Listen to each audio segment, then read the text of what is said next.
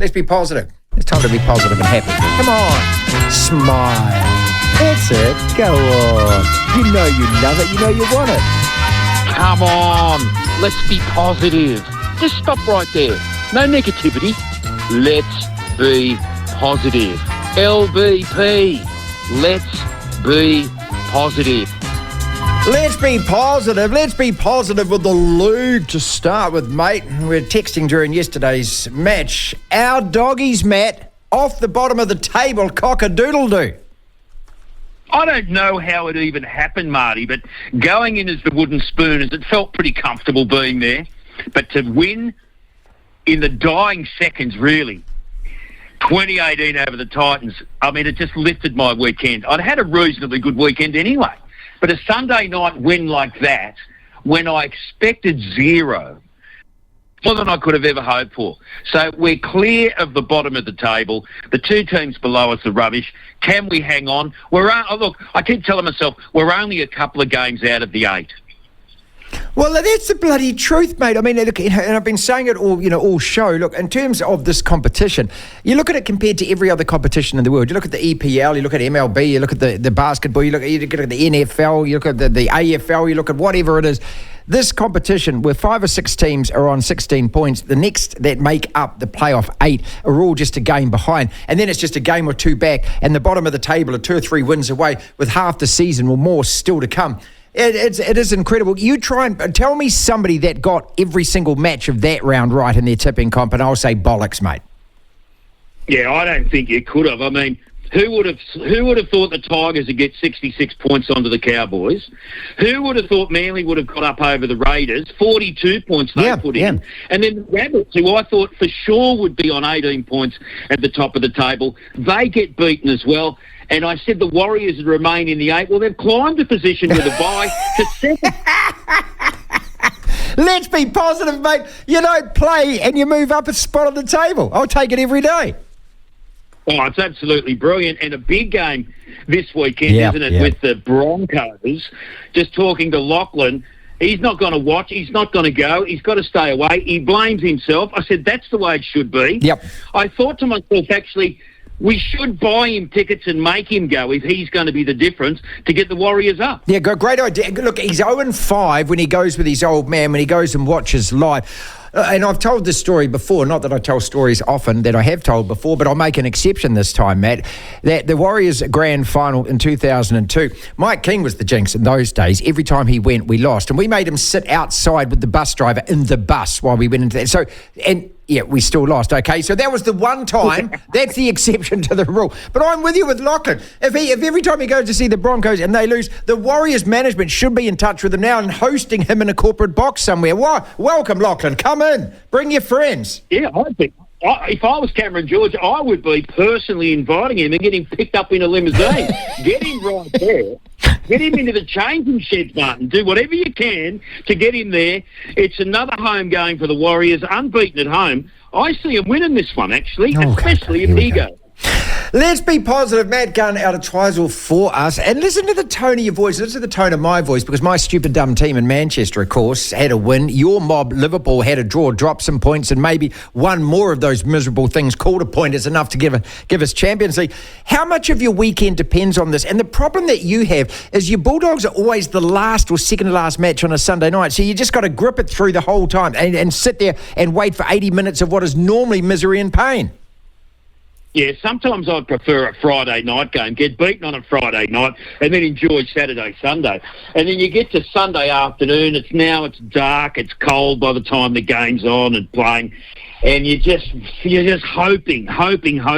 But I got up, and my mood lifted enormously. And I'm feeling good going into this week. We've got a bye this week, so we can't lose this week either. So that's fantastic. I was in Dunedin on the weekend, Martin. Down in Mosgiel, my daughter was in a singing competition. And an amateur singing competition where I think the kids are between 11 and 21, the different categories. And some of the performances were absolutely mind-blowing, almost flawless, you would say. And during the afternoon and evening sessions, we had a bit of a break. I went to the Mosgiel Tavern. I thought I'll get to see the rest of the Highlanders game. This will lift me as well. And what I saw, Martin, was a tavern full of people with their backs to the TV screen. Even when the Highlanders won the game, no one cheered. No one cared. And the reason?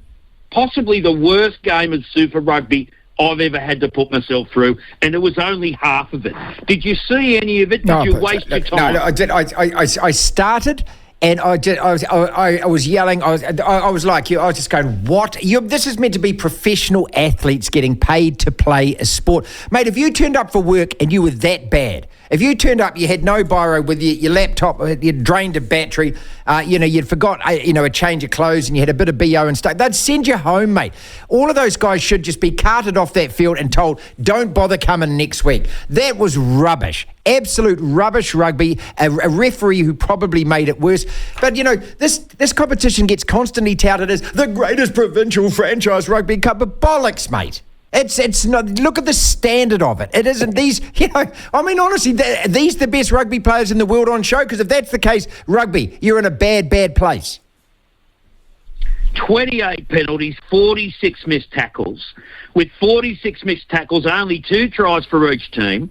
The Rebels made some stupid mistakes on the way home, which allowed the Highlanders to win it. But there was no consistency of passing. There was no accuracy. There was nothing exciting.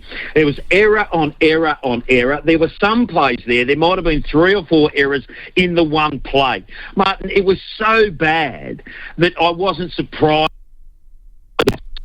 the screen, and I just couldn't believe it. I thought to myself, here I am watching a group of kids sing under the pressure that these kids feel, and they are performing better than these professional guys who used to pack out Carisbrook. They used to have people lining up for tickets, sell out crowds. Not these days, Marty, and I don't know how any of them could be that bad. I'm starting to question whether or not New Zealand's got enough top-level players week in, week out for 5 teams. No, don't. It's quite obviously not. Quite obviously not, mate. And look, and the gap between NPC and Super Rugby is so big as well that, I think half of these teams that are playing Super Rugby would struggle to win the NPC in New Zealand. 2 topics to finish with, and let's stick with the Super Rugby. MP, Moana Pacifica. This is really sad, man. The coach has decided to quit. Their best player is now signed with the Crusaders. They got no money. It's a franchise that is failing and flailing. Well, we've talked about this before too, and the reality is if you're going to give the opportunities and try and take the game into the islands, you can't let this happen. Now, how has it happened?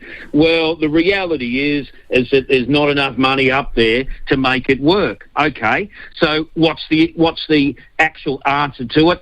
You've got to need to deliver more support. And it's just been rubbish season. I mean, there's just no 2 ways about it for them. You can see why people want to move on. There's no 2 ways about it. But without support, what's the point of the introduction? Yeah. Now, do they deserve more support than the Crusaders? 100% they do. The Crusaders do not need the support. And if you want this competition to grow and be better and be more enthralling, you just got to pile the cash over there and make it work for them. Because, well, at the moment it doesn't look like it. It hasn't looked like it from the start. There's been very little to get excited about for these guys. And the end of the season is here. And again, it's just, you're dejected. And so what's the outcome for next year? Well, it needs to be more support. You can't say it clearly or loudly enough. It's not good enough to let them lose the way they are and think that it's okay for that to continue, because they're just wasted games that no one's going to want to pay for. So why put the money into it anyway? Devlin. Thanks, Matt. And Queen's Park Rangers have won it! The Platform.